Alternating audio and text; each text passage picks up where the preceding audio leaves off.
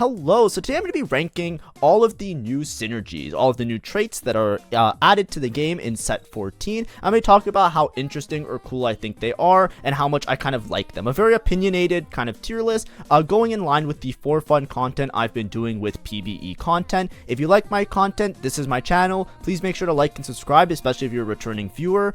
Because it's PvE, the set 14 hasn't fully released yet, so I'm taking this time to do a little bit more for fun stuff like tier lists, maybe some more eye-catchy YouTube-y quote-unquote stuff. We're going to get back to doing daily guides and much more in-depth looks at different team comps and different synergies starting tomorrow, actually. So this is going to be the last for fun thing. If you've been waiting and you're like, ooh, I really want to get those good, juicy Fenrir guides, they're coming out tomorrow, and I've been working on a lot of them. I'm making all updates to all the previous ones, so make sure to like and subscribe if you're looking forward to that. So, as our last for fun thing, I just thought, hey, we talked about units, we talked about hacks, we talked about a lot of this stuff in preparation. I kind of want to go through the synergies one last time and kind of just say what my thoughts are, having played them, having seen them, seeing how they work, and basically ranking them, kind of like how much I like them, how cool I think they are, how, like, you know, not necessarily how strong they are, because it's hard to tell that, but just like, you know, vaguely tying in many different aspects of how much I want to play towards them. So Anima Squad. Anima Squad, I feel like it's kind of weak right now in PvE. So just if we're talking about power level, but in terms of its actual like design, I think it's kind of cool. I really like that it gives damage amp. Damage amp, for me at least, sometimes is hard to get by unless you hit like particular augments or particular situations where you get a lot of damage amp. And the armor and MR actually seems pretty nice because Bastion doesn't find itself naturally in this comp. Vanguard does. So you can get the benefit of a Vanguard frontline with extra like kind of like Bastion synergy because you get the armor and MR for all the anima units, and then the damage amp actually works out really nicely, and you have these weapons that are pretty nice and pretty cool, right? The weapons, I'm not sure which ones are the best, but usually I take the anima weapons that scale with the same type of shred or sunder. So if I'm primary carrying an AD unit, for example, I'll pick all the AD anima items, something like that. I think it's a really interesting trait. I think it's really fun. I think there's a lot of variance and there's different types of carries, both AP and AD, and I like the stats that it gives. So I'm going to put in A tier, that it seems like something I would want to play around. It just comes down to if the stats are enough to make it strong. Boombot, I'm going to put Boombot in B tier. It doesn't seem that interesting to me because it feels very reminiscent of Honeymancy. Like when I read this, it kind of just reminds me of Honeymancy, which was in set 11. And I'm not quite sure how it fits in with this particular board, but it doesn't seem super exciting or fresh to me, if that makes sense. I think it could be really cool, and I think if you never experienced a trait like this, it's kind of alright. It's just like, it just kind of feels like bonus damage, so it's just like, you know, a bit yawners for me, compared to some of the other ones. And the extra magic damage kind of makes it more like a Fiddle kind of comp. It makes it feel like Fiddlesticks is like your main thing that you're aiming for, because the other units are more AD focused, so it just feels like a little bit like awkward sometimes if you're not building like, you know, towards the actual Boombot trait. But either way, I think it's still cool. I'm just gonna put it in B tier. It's not like S tier. I don't think it's as cool to me as Anima Squad, because Anima Squad, at least you have like the cool bonus effects of like the extra anima weapons, which, you know, has some sort of like, you know, rogue-like kind of feel to it that makes it a little bit exciting. Cyberboss, I kind of like Cyberboss. I'm going to put in A tier. I think that the upgrades to each of the Cyberboss units is actually pretty cool. Like the Kabuko one just makes a giant stun, which seems really nice. The Ziggs one, making it hit like full board basically, like the Bomberman 64 kind. I guess it's not Bomberman 64, it's like all the Bombermans, but I think about Bomberman 64. Like it just has like the giant T shape. It's kind of cool. And then you got like Vigor and Poppy. There's different ways you can play around them. There's like reroll around Vigor Poppy that kind of synergize with the Cyberboss trait and then caps out really high. And then Ziggs, where you can just play a Kabuko and get some extra synergy for late game. I think it's cool. I would like to play it, and also obviously I'm gonna say that I'm really biased towards things that have like an 8-bit kind of look to it. Now Cypher, I think Cypher's cool. I'm gonna put in A tier as well. I like cash out traits like this. So this is like the dedicated loss trait where you lose a bunch of rounds and you get some giga cash out. Think Chembaron if you played set 13. I like this one because you're not tied to playing the units. You can basically just play it to get some sort of resource and then ditch Cypher altogether and move on with your life. I find that it's interesting the rounds that they picked that you get the cash outs. It makes it so you have a game plan that you know when you're getting your cash out, and you can kind of structure your game around that kind of. I'm not sure how good it is. I've played a couple games of Cypher and it felt really fun. I've played Cypher into random comms a lot in PvE just to try and get used to the fact of like, okay, I play Cypher, I lose stage 2, I cash out on 3-3, I get like an extra component or something, and it helps me to cap my board a little bit higher. Maybe I have more information, maybe I have like a better item to slam. It's little things like that, and because you have that flexibility while also being able to, like, you know, chase the giant cash out, get the instant win, get a 3-star legendary and just win the game for free, right? Like, it has both aspects, and that's what I really like in a lost streak trait. It kind of gives me like the little glimmer in my eye of Heartsteel in set 10, which I think is probably the best lost streak trait that we've had in TFT ever. I've only played it since set 9, by the way. If you guys have experience before set 9, of course, I can't really say it's the best ever. I want to make that very clear. I'm just saying for the purpose of this video, that's the best that I've experienced. But yeah, Cypher A tier. I think I'm excited to see how it plays out. Divinicorp. I like these kind of traits. I'm gonna put it in B tier though, because it's just like heavenly. I've already experienced it before. It doesn't seem that interesting. You know, this is like the resident. You just put in this unit and give your board team-wide buffs. I usually really like these traits. I like, you know, if you talk about me like as a player, I'll usually put these in S tier just because it feels a little bit boring. Like, I think Emissary was a little bit more fresh and exciting last set. Like, that would have been a little bit higher on tier list for me. So I'll put it in B tier. It's just not as crazy cool because I've seen it before. I kind of know exactly how it plays out because I grinded a lot in set 11. I grinded a lot in set 11, and I learned to hate this trait in set 11 because it was so annoying with the Yone reroll and the fucking Kane Heavenly bullshit, the Reaper Heavenly. Oh my, I hated that comp by the end of the set. So I think that's why it ranks a bit lower. Obviously, huge biases for me. Exotech, I'm gonna put in B tier. It feels kind of like this. It feels very forcing based on the Exotech item that you get, which I don't like as much. I wish the items were a little bit more generic, but I understand the way that they did it. It just feels like a less fun version of Ink Shadow, if that makes sense. Like, that was set 11 as well. So it feels like a less fun version of a rendition of this type of board that I've already seen. So I'm not sure how it will play out. Maybe my opinion will change a little bit later. Maybe it'll turn into an S tier. But right now, it's kind of just feels like, you know, it feels like a more forcing version of stuff I've already experienced with these item traits. Like, for instance, one that I found more exciting and fun was Academy, because Academy, you can place the items on other units, and you had like other types of synergies, and you had different carries and stuff like you know, like stuff like that. But here it feels like, you know, if you look at your Exotech item and the current unit that you want to put the Exotech item on isn't something you have an opener for, then you kind of can't really play Exotech well, if that makes sense. Right? Like, if I have the item that's really good for Nefari, but I don't really have a spot for Nefari reroll, it's like, well, now what do I do? It's like I have to kind of put it on a backline unit, and it doesn't kind of work, and it's hard to tempo, and it's like, I guess I'll try and tempo around Nefari, I guess, or I guess I'm just not playing Exotech. That's what I mean, right? That's what I'm trying to say. God of the Net, I think this is cringe. I'm putting in C tier. I am not excited about this. This thing's so broken. I'm not excited when something's really broken. You know what? I'll be nice. It's in B tier. I'm just not excited about it. Like, it's broken. Like, if we're talking power level, this shit's S tier, right? But it just feels so lame. It's like, you see somebody with a Garen, you just know they're outcapping you. Especially if they're playing something like Divinicorp and they hit a Garen. It's like, it's one of those like things where you hit it early and you just know that they won the game. And or that's how it feels it's gonna play out, so I just dread it. It's like, oh, this is just so cringe. But basically the way it works is that once you have Garen in, you can apply that synergy on your board to a unit. It doesn't add to the synergy, but they'll benefit from it. So let's say you have like a 6 Vanguard front line. If you play God of the Net, you can apply Vanguard to a backline unit. It's not going to mean you have 7 Vanguards. Instead, you're still going to have 6 Vanguard, but your backline unit now is going to benefit from the Vanguard trait. And you can do that with all sorts of crazy stuff. But either way, it just always feels like a net positive. It feels so important that you should almost always be playing Garen. Because of how powerful that is of an option, just to apply an extra synergy to a unit. It just Boko Bar is crazy, you know what I mean? Like, where are my Ultra Fight Kianta players, right? It's like Boko Bar crazy, you know what I mean? Let me know in the comments if you understand what I'm talking about. Golden Ox. Golden Ox seems cool. I like Golden Ox. I'm gonna put it in A tier. I don't know how strong it's gonna be, but I like the concept of spending gold either towards reroll or pushing levels. I wish there wasn't more of a skew towards reroll with it, but I like the idea of, like, you get Golden Ox in early, you can stack up some damage amp. I like damage amp on units because I find that crit and other types of items fit in a little bit easier. It's harder to get by damage amp sometimes through items alone. So I like the synergy, similar to Anima Squad.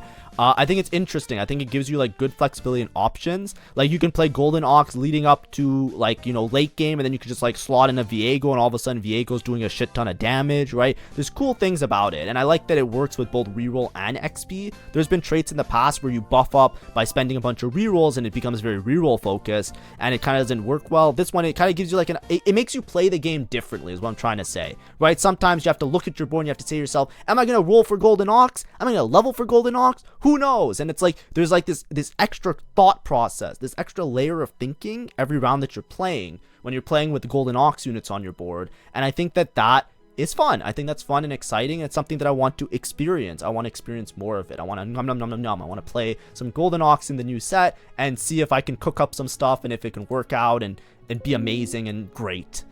Nitro.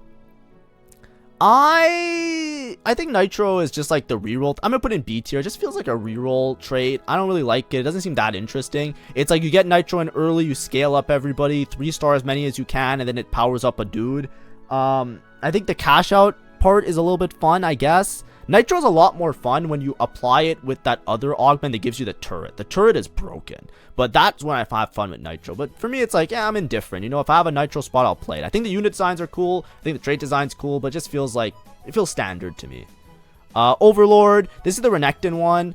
I don't really care about this. I'm very indifferent. I'll just put in B tier. It's just like the trait that Renekton takes HP and AD from a unit. It just feels like, okay, that's just like powered up 5 cost thing. It doesn't seem super crazy. Just like, let's make Renekton a Giga Renekton. Soul Killer. I think Soul Killer is kind of cool though. I like Soul Killer. I like Soul Killer because like, you get an extra unit on your board, so you basically get like a target dummy, but there's also an aspect of like playing around it, right? Like, do you want your Viego to kill a frontline unit? You can even kill a backline unit sometimes. Like, you have to position your Viego a little bit. There's a little bit of fun there, for me at least, right? Like, try and snipe and get like a good unit with the Soul Killer so that you're in a better spot for next game. If it's like a final 3, there was a game where I was playing Viego and it was a final 3, and I actually had the thought to myself, I said, if I take a unit here in this fight, is this a unit that's beneficial for me in the next fight? And I actually had to think about it. And I was like, wait, this might be some tech. Like, maybe that's a part that I have to think about. Like, I know it's like super extra, but I was like, wait a second. Like, maybe I should target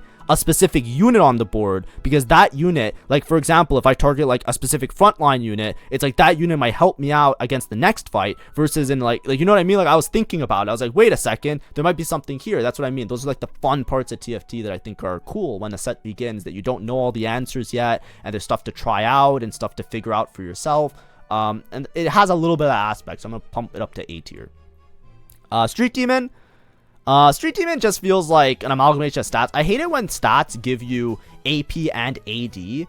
Like, I kind of don't like it that much. I like it when it's more focused on one or the other. It just gives you something that's usable, really, obviously for both parties, if that makes sense. Like, you know, Brand, for example, it doesn't really have AD scaling. So then Street Demon feels like less important, but then the AP is really good on him. And it's like stuff like that. It's like, I wish that it was more like kind of like Anima Squad. I like the stats that Anima Squad gives better, right? I think that's just like opinionated, obviously. So that's why I put it one versus the other. The hexes, I don't really care about. I like the fact that the hexes are in better spots. It's not like Experiment. You have like an actual variety. It's like KDA. So I think it's cool. But like I said, it's like KDA. So it's KDA. You know, I've seen it before. So it's in B tier. Syndicate. You upgrade one unit. It gives HP and damage amp. I think this is pretty cool. I'll put in B tier as well. It's just like kind of like whatever.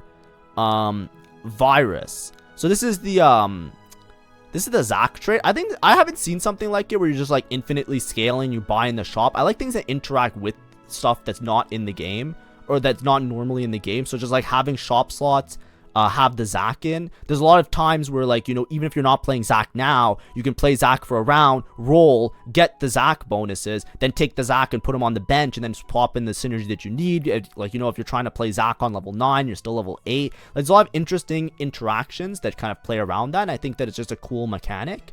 It is a bit steamrolly, and it's a bit broken at times, but I'll put in A tier. I like the idea of it. Amp. I personally, I'm an Amp enjoyer. I think Amp is cool. I think Amp is the thing I'm most excited to play around.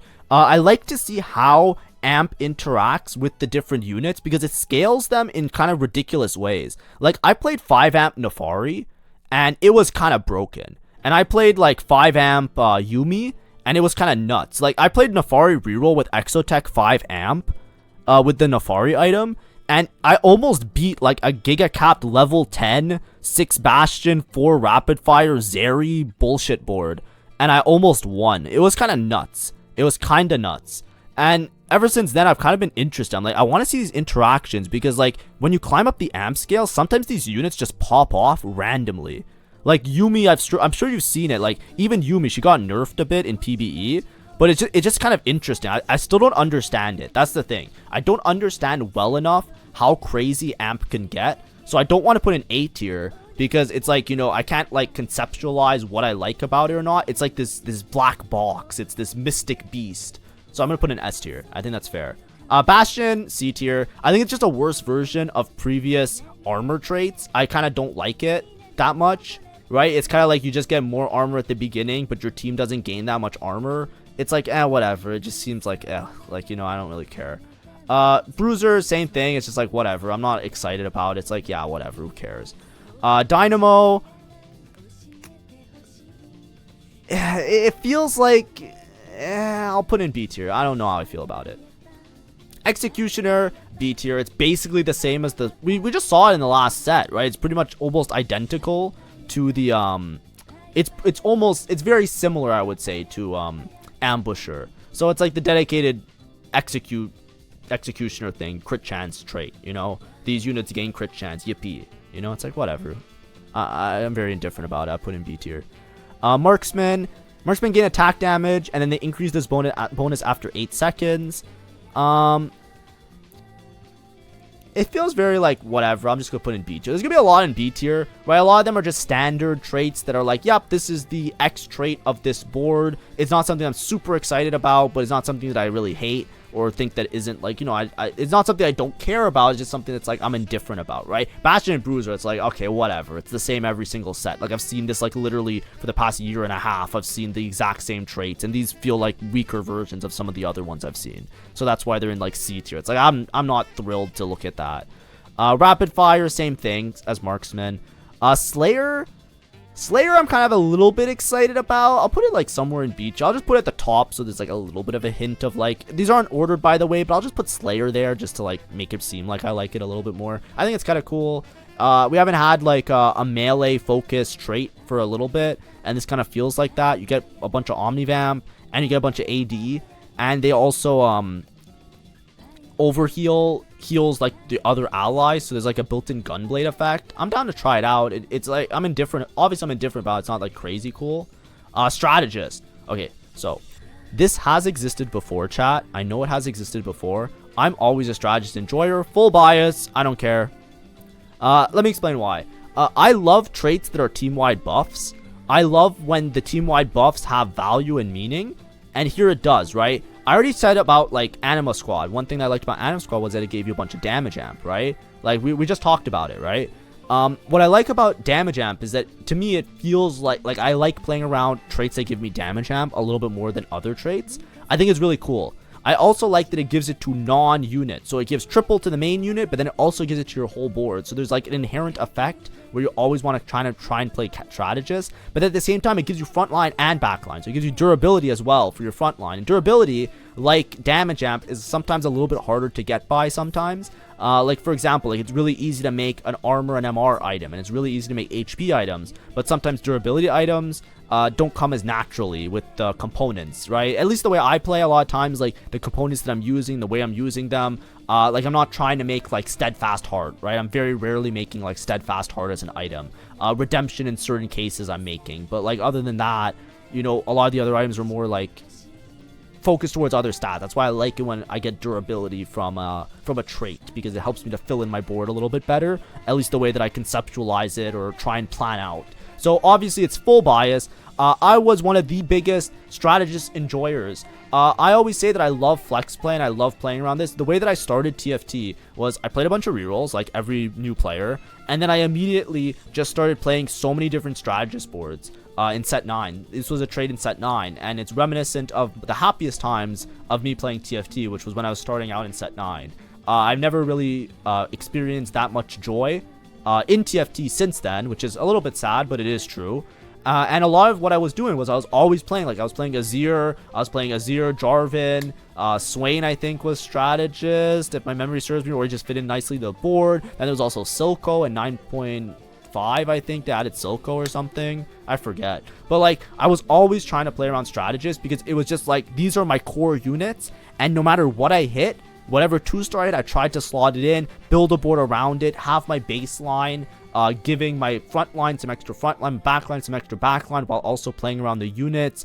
I love those type of trades. That's what I enjoy the most. I am most excited to play around strategist. If strategist is half decent, even if it's not the best comp, if it is like a fourthable comp at best, you will see me play strategist like 9 out of 10 games. That is like the trait that I like to play around. I like to just pick my 5 strategist units, and then whatever tank I hit, whatever backline I hit, I make it work. I pull out a miracle and I just play for my 4th and I get out. That's like me to a core. Maybe it's not going to be viable like that, who knows, but as soon as I saw the word strategist, my heart, I was like, my love, it's back. So it's going to go in S tier, and it's full bias, 100%. This whole tier list is going to be full bias. I don't care. It's my opinion, right? But it's mostly just to be a for fun thing, and also I'm trying to talk about the traits. There's some value in me just explaining why I like things and why things are like good or bad or whatever, exciting in my opinion, because like even if you don't agree with me, I'm still overviewing the traits, so you have like a rough idea of what they do, which can help you in set 14. That's the whole point of this video, right? It's not necessarily to say like I'm right, you're wrong. It's just to say like, hey, I'm introducing the traits, but I'm doing it in a fun way so that at least you can watch it and not get super bored by me just reading it like I did last time.